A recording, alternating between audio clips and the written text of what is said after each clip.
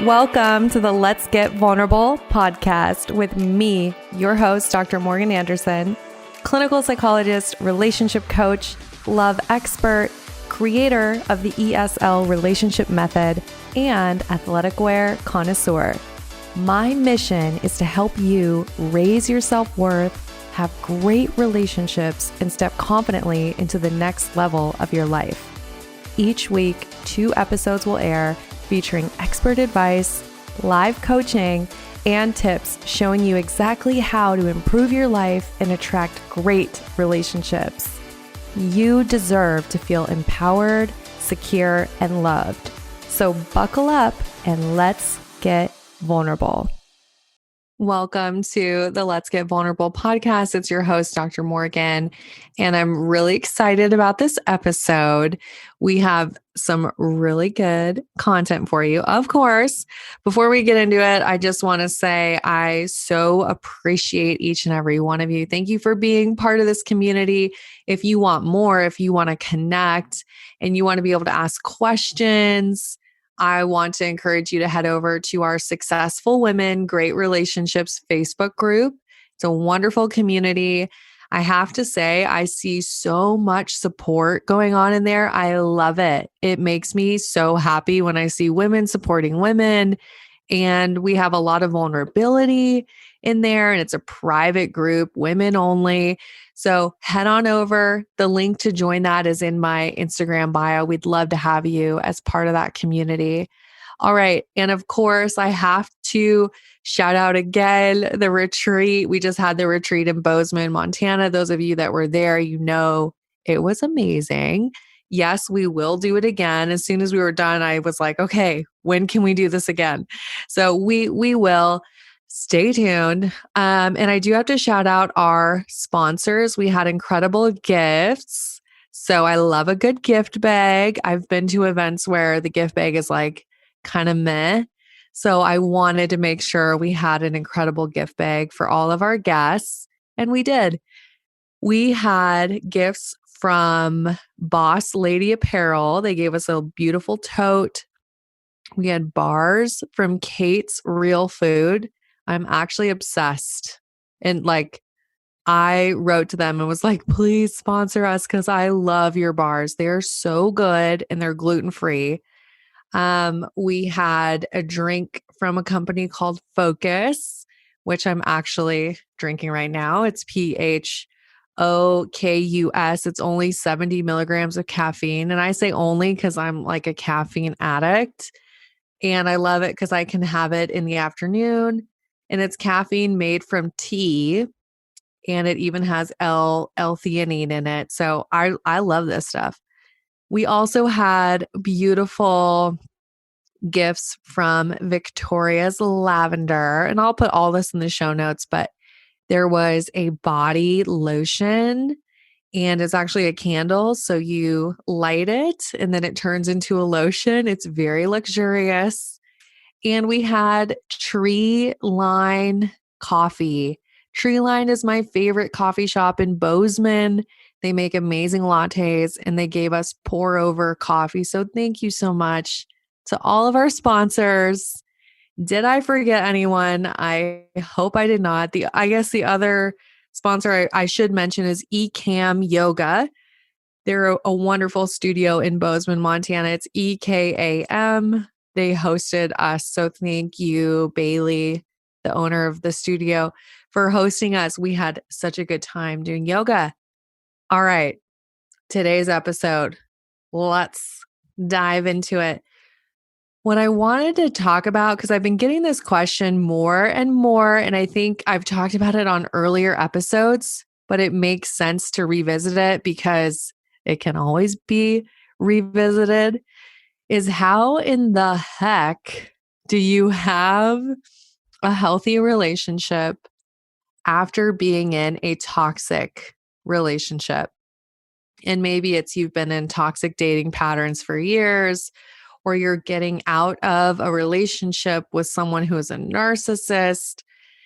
And I have to clarify, toxic is on a spectrum, right? And that word, it gets thrown around so much. And I really prefer the word unhealthy But I think toxic can sometimes just be a helpful label in saying that it's anything that was harmful to you. If it's causing harm to you, if it's not adding value to your life and it's causing harm to you, then it's toxic. And obviously, everyone's experience is different. And we've all had different relationship experiences. And at the same time, if it was harming you in any way, then it's something that you obviously know caused you pain. And over time, that can worsen. And you can relate to this idea that, hey, you were in a relationship that was not serving you, that didn't add value to your life, that wasn't healthy. I want to also point out, though, that even if it wasn't quote unquote toxic, there's relationships where they are fine, keyword fine, they're stable, they're good even. However, they're not meeting your needs and you're not able to feel deeply connected and you're not thriving and it's not adding a ton of value to your life. Maybe it's the saltine cracker of relationships. And there's a deep feeling of unhappiness that grows or resentment.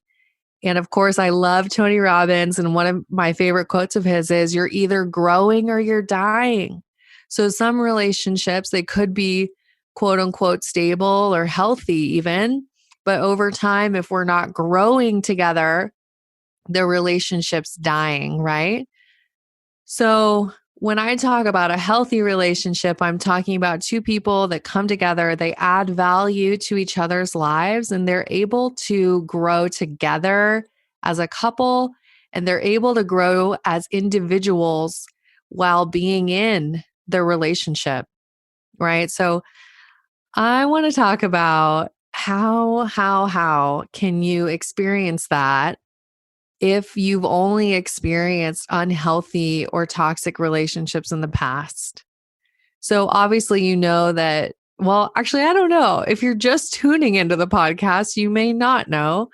Myself, I went through dumpster fire relationships, is how I refer to it, always ending really terribly. And of course, what I know now about repetition compulsion, there was a lot of unhealed things from my past that were getting wrapped up into every single breakup I went through. And what happened is I hit rock bottom. I would say my relationships kind of got worse and worse for a while. And then I engaged in my second year of grad school. I was around 23, 24, around that age. And I was dating a narcissist who I did not know was a narcissist, of course, and went through the whole phases of the love bombing, being put on a pedestal, and then eventually being isolated from friends and family, going through the discard phase, and just having my self-worth hit complete rock bottom. And I ended up not even recognizing myself when I looked in the mirror and just feeling numb. All of that. I went through all of that, and hitting that rock bottom and going through that breakup is what really inspired me to do the work that I'm doing. And now I don't talk about this because I sort of lead a bit of a private personal life. I would say I'm like a private influencer. There's things I'll talk about, but there's things that I still keep pretty near and dear. But I will obviously talk about some things. And I want y'all to know I am in an incredible, healthy, connected partnership where we are securely attached. We support one another. It's the best relationship I've ever been in, and I'm thriving. And that version of me who had just broken up with the narcissist, who had no self-worth, who had only ever experienced toxic dating, that version of me would have never thought that this kind of relationship was possible. I remember just feeling this deep sense of, how do people do it? Like, tell me how do you have a great relationship, it just felt so unavailable to me. So I just want you to know, I tell you this because I want you to know it is incredibly possible. That it is possible. It is available for you. Um and that's kind of what I wanted to get into a bit today is like how is it available? Because I think when you go through relationships that are hurtful over and over, at some point, I talk about learned helplessness sometimes on the podcast. Martin Seligman, he was doing this horrible research with dogs where he would have the dog jump over to different sides of a little fence or little, I don't know, like a divider, right? And he was shocking the floor. So the dog would be on the floor, he'd shock the floor, the dog would jump over, but then he would shock the floor on the other side. So the dog is saying, gosh, I'm jumping, but nothing's happening. I'm getting the same outcome. And at some point, the dog doesn't jump when it gets shocked, it curls up in a ball. How heartbreaking is that? Come on, Martin Seligman. That, by the way, that kind of research is illegal now, thank goodness. But we've been there in life, right? How many of you can relate to that? That learned helplessness. You kept trying and you kept getting a horrible outcome. So many people that go through toxic relationships get to this place where they say, I'm done. I'm not dating anymore. I'm not doing relationships anymore. I'm over it. And you're curled up in a ball on the floor, right? So I've been there. And I remember right after that rock bottom period of my life, committing to maybe I can figure this out for other people. Like, even if a great relationship isn't available for me, maybe I could figure it out for other people. That's all I committed to. It was like, what if I could just understand what it required? Like what a great relationship required. I'll at least work to understand that, even though it's probably not available for me. Like, I just didn't think it was. Obviously, I had a lot of healing to do, right? So I'm going to walk you through some steps that if you're getting out of some toxic cycles, you're getting out of dating patterns that haven't served you, maybe again and again and again, you found yourself in relationships that don't go anywhere or relationships that are truly hurtful and are actually damaging your self-worth. Where do you start? That's what I want to talk about. So the first step, is awareness. And so many of us avoid this one. We're numbing, we're distracting with Netflix, we're doing whatever we can, right? Like whatever we can to avoid. So when it comes to awareness, in order to make space for it, you have to say, I want to be aware. You have to first commit to, hey, I want to know what's going on. I want to understand, why am I doing what I'm doing? I realize, I take ownership. I am the common denominator in these relationships. And I want to know, why am I doing this? So there has to be that curiosity. And then you have to make space for it. So this involves doing the work of a program like mine, the Empowered.Secure.Loved program. Maybe you're starting in therapy. Maybe you're just starting a journaling practice, but it doesn't just happen. Awareness doesn't just come to you while you're going about your day-to-day life. You have to intentionally make space for the awareness in your life. So carving out time, energy, investment into yourself, you have to intentionally create that and realize that even though it's uncomfortable, even though there's things you'd so much rather do, that this is an investment into your future. And it's just like I talk about, hey, if you want a different outcome, you have to do something different. Insanity is doing the same thing over and over and expecting a different result. At some point, you have to say, look, I'm willing to do it different, right? So step one is awareness. Step 2, this one's huge, is self-compassion. I've got my sweatshirt on. If you're on YouTube, you could see it. It says Self-Love Club. Very fitting. But you have to have so much compassion and understand that you were doing the best that you could at the time with what you knew. And this is something that takes time, it takes practice, because so many of us have brains that are wired to go to being self-critical. So probably being self-critical is your first response, right? So learning how to say, how can I be kind? How can I be compassionate? How can I have understanding for myself? And what's really great is understanding attachment theory is very helpful for this part of the healing. This is why I incorporate attachment theory into the work I do. Obviously, knowing attachment theory is great, and logically, it's going to help you navigate your relationships and make great relationship decisions. But even more importantly, I love attachment theory because it allows you to have deeper levels of self-compassion, because with understanding comes more compassion. And when you can understand why you do what you do, then you can have compassion and then you can let it go, right? So step 1, awareness. Step 2, self-compassion. Step 3, I would want you to do what I call in my book, I call it Ferrari maintenance. So what do I mean by that? You are not a Prius, you are a Ferrari. You have ways of taking care of yourself that need to be intentional. You need to work on practicing radical self-love in the way that you talk to yourself and in your behaviors, in what you actually do to give to yourself.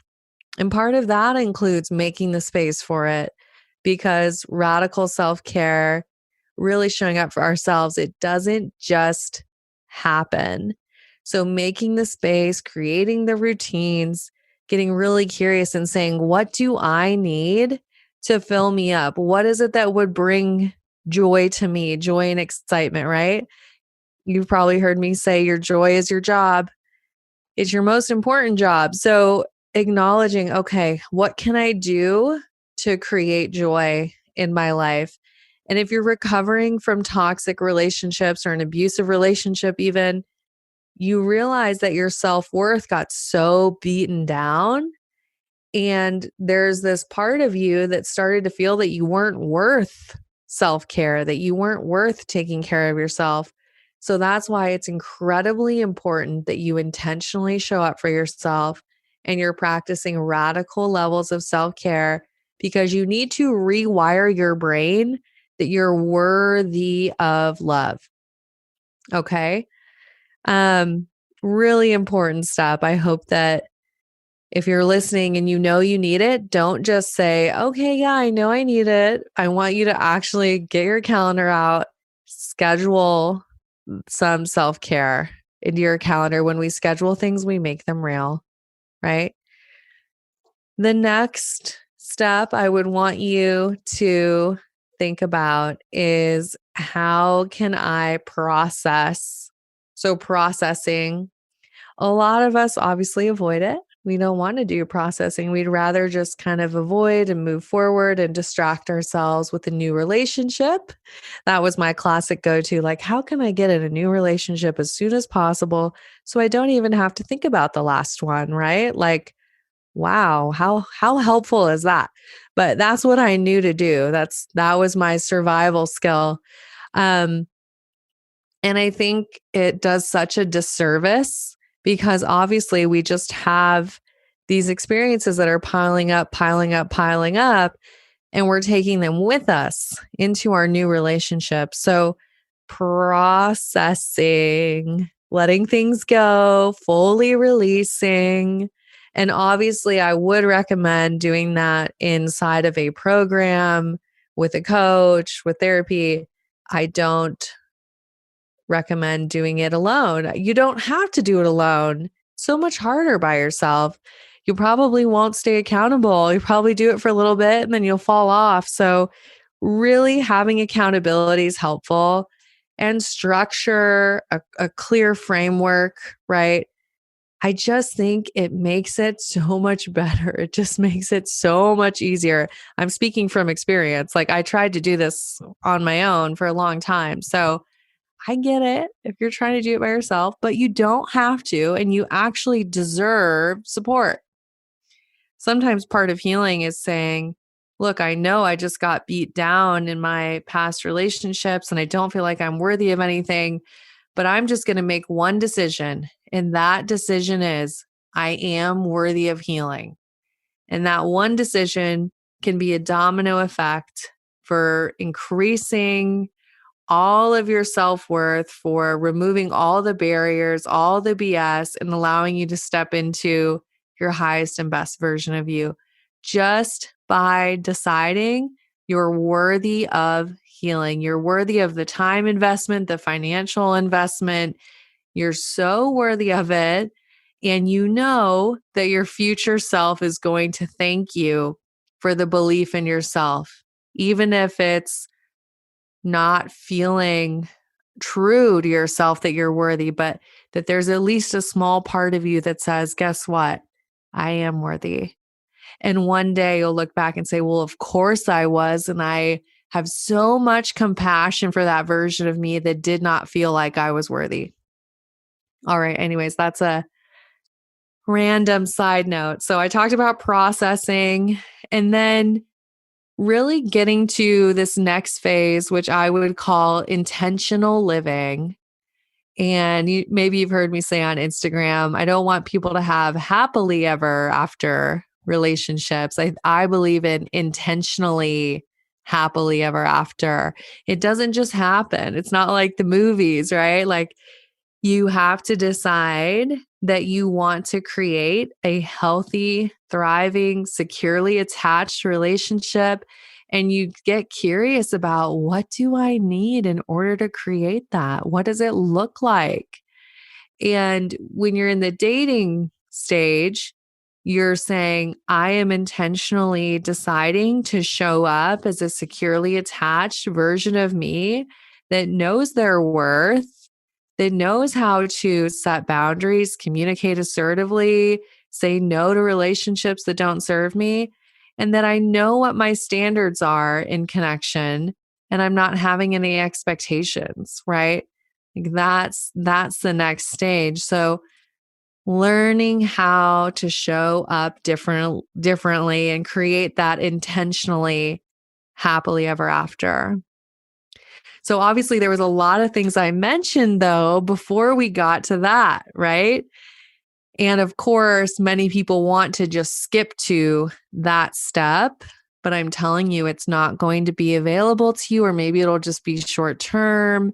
But there is really important pieces of healing that come before the showing up differently part of your healing.